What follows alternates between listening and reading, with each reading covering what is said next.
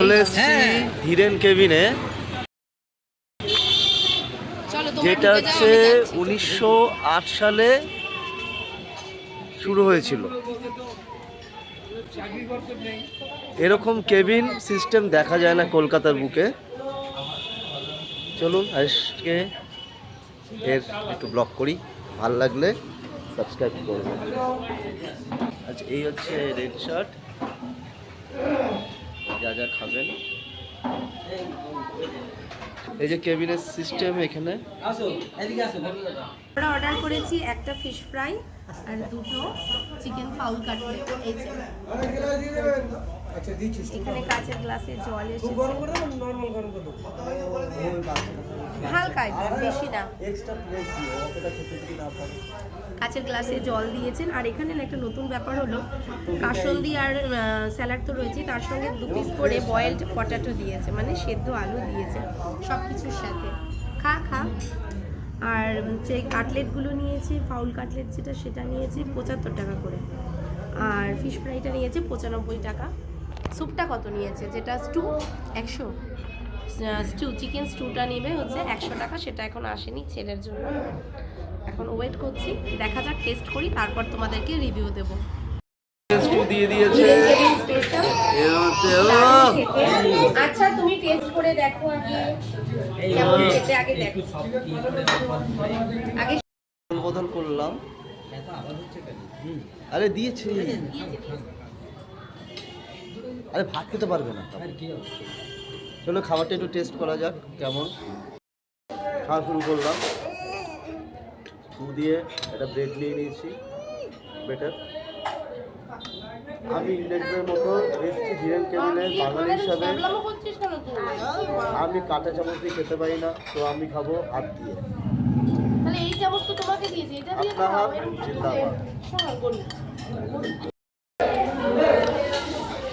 এটা fish fry, try করবো কেমন।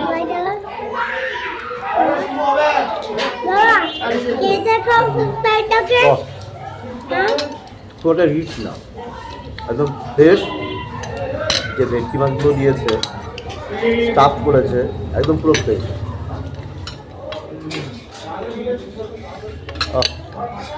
এবারে একটু থামো, মাঝখানে একটু থামতে হয় তো। আমি কি করে খাবো দেখো তুমি। এটা ভালো আছে। এবারে মাংস কাটো, এবারে ফিশ ফ্রাই করব। মাংস কাটো, এটা দিয়ে মেরে দেবো আজকে। এটা হচ্ছে আপনার চিকেন ফাউল কাটলেট, দেখি টেস্ট করে কেমন। মাংসের উপরে খেতে দেখ গরু, এরকম করে ধরে খেতে হয়, তোকে এইভাবে দিয়েছে। দারুণ। এইভাবে ধরে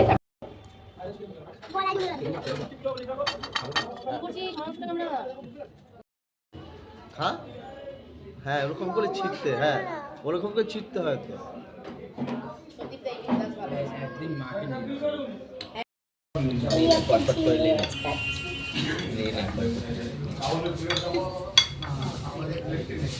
মার খাওয়ার ছেলে খেয়ে ঠিক আছে, ছেলেটা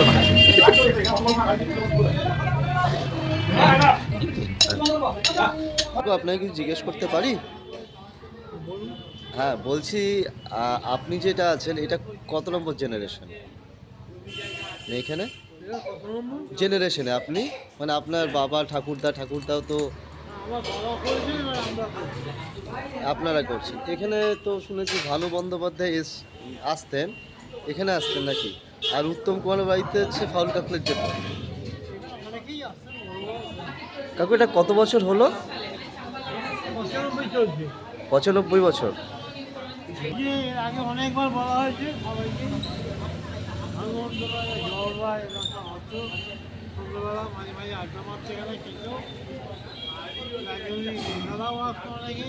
কিন্তু আপনার রান্নায় দেখলাম সেই ট্রেনটা রয়ে গেছে, মানে পুরোনো দিনের যে ট্রেনটা যা ছিল।